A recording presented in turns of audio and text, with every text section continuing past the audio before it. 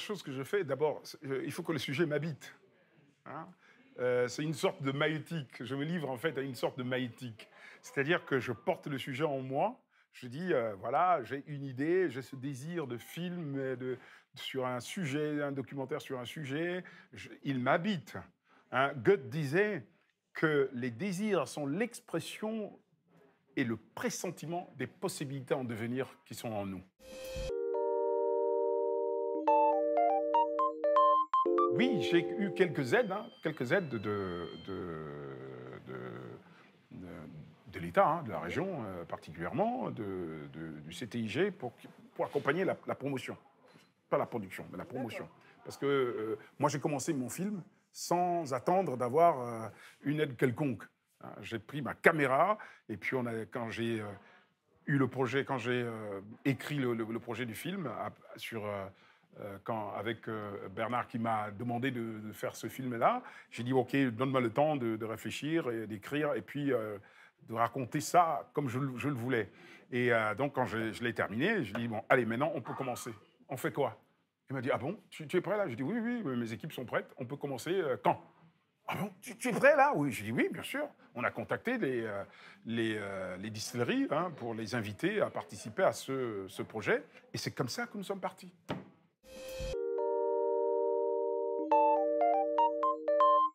J'ai choisi 4 distilleries.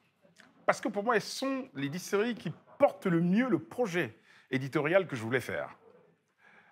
Elles sont Biel, de Marie-Galante, Longotto, Raymond Inc et Montebello. C'est les meilleurs.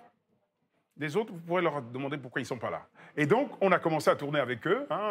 Ils ont accepté de jouer le jeu. Nous avons commencé à tourner. Et puis, de fil en aiguille, on a trouvé d'autres partenaires qui nous ont aidés. Je parle du Crédit Agricole, je parle de Groupama,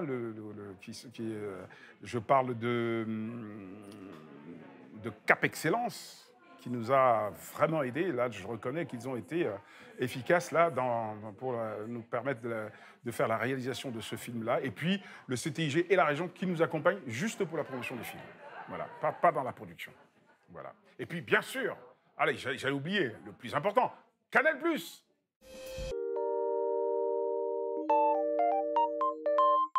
Je suis assureur au départ. J'ai été cadre supérieur d'une grande compagnie d'assurance qui s'appelait l'Union des assurances de Paris, qui est devenue AXA. J'étais directeur général des filiales de ces compagnies-là dans le monde.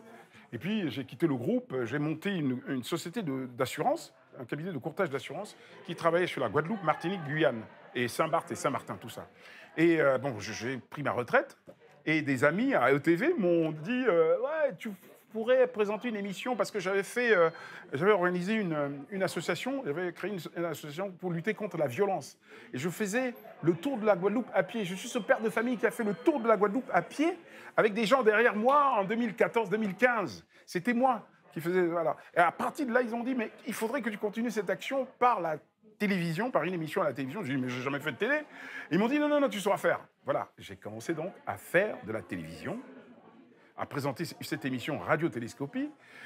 Et puis, de fil en aiguille, je me suis dit, mais je voudrais creuser un peu plus des sujets qui me portent à cœur, et je vais faire plutôt des documentaires sur ça. Voilà comment je suis arrivé au documentaire. Ben, je me suis acheté des caméras pour moi-même, j'ai acheté mes caméras, et puis j'ai dit à mes caméramans, est-ce que vous me suivez, machin et tout. Ben, je partais, ma caméra à l'épaule, et je filmais. Voilà, c'est comme ça que j'ai fait la vraie histoire du zouk. Vous vous rappelez le documentaire sur la vraie histoire du zouk? Ben, vous voyez, avec Jacob, je suis arrivé à Paris avec ma caméra. J'ai dit, Jacob, voilà, je suis en train de faire un... Est-ce que tu acceptes de... Ouais, pas de problème. Hop, j'ai filmé, je l'ai suivi partout pendant la journée, le soir, dans les studios. Et voilà, et puis j'ai interviewé tous les gens que je voulais. Voilà. Et c'était pareil pour le monde racisé du cinéma français. C'est toujours le même processus. Voilà, je pars enthousiaste, je fais mon film.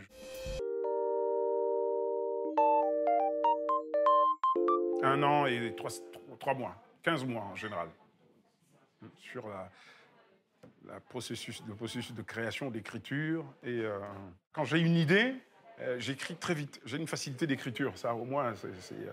Et j'écris l'histoire, et puis voilà, je fais des repérages, Je cherche les intervenants adéquats qui correspondent vraiment au profil que je veux et surtout à la ligne éditoriale que je veux donner à mon documentaire. Par exemple, dans celui-là, j'ai voulu raconter l'histoire du rhum, mais je ne voulais pas simplement parler du rhum. Je voulais raconter l'histoire des hommes et des femmes qu'il y a derrière le rhum. Je voulais raconter ce rapport intime que les Guadeloupéens, les Antillais d'une manière générale, mais les Guadeloupéens en particulier, ont avec le rhum et ce que cela représente dans l'inconscient collectif de notre société. C'est pour cela que je vais donc intervenir des anthropologues, des historiens qui racontent ce rapport complexe et imbriqué des Antillais avec le rhum, des Guadeloupéens en particulier avec le rhum. Et le rhum, c'est une allégorie du sang, de la sueur et des larmes de nos ancêtres qui ont abreuvé les sillons de canne à sucre.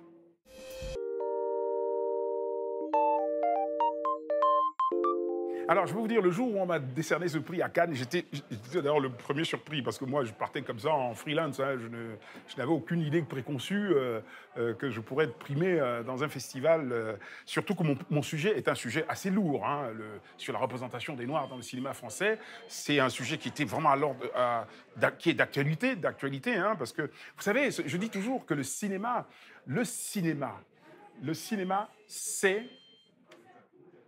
c'est un art qui est éminemment populaire et qui doit représenter la diversité de la société. C'est un moment de partage, c'est un moment de communion, hein, de partage et de communion de peuples. Quand on rentre dans le cinéma, on perd nos individualités pour nous projeter sur l'écran. Mais si sur l'écran, on ne se voit pas, si on ne peut pas s'identifier complètement à des personnages, si on ne peut pas s'approprier l'histoire qui nous est racontée, on a comme l'impression de ne pas faire partie de la famille. Quand vous voyez un film sur la France d'aujourd'hui et que vous ne voyez aucune diversité de la France à l'écran, ça pose problème. Bon, pour moi, le cinéma, c'est ça. Il faut que le cinéma, comme le roman chez Stendhal, soit un miroir tourné vers la société dans laquelle se reflète la société entière, dans toute sa diversité. Ce n'est pas le cas aujourd'hui dans le cinéma français. C'est pour ça que j'ai voulu faire ce documentaire pour interpeller les gens de bonne volonté, pour dire « Mais comment se fait-il que les Français vont voir des films où il y a des Noirs américains qui interviennent, qui jouent des rôles de premier rang, et que dans notre cinéma, ils ne soient pas capables de citer le nom de 2 acteurs noirs français ou actrices noires françaises. Quand vous les interrogez, vous vous dites « le grand là qui a joué avec Cluzet, là, Omar Sy, oui, d'accord, ok. Et bien après, Omar Sy. Faut pas ni personne alors. Non, voilà. Donc, voilà, c'est ça. Moi, j'ai voulu interroger sur ça. Et puis, donc, ce jour-là, quand le prix m'a été donné, ben, j'avais un sentiment de fierté, bien sûr. Bien sûr, je ne m'attendais pas. J'étais surpris. J'étais tellement ému que Vous voyez, je parle là. Mais là-bas, j'étais tellement ému que j'étais presque muet, quoi. Voilà, ça m'a fait un plaisir fou.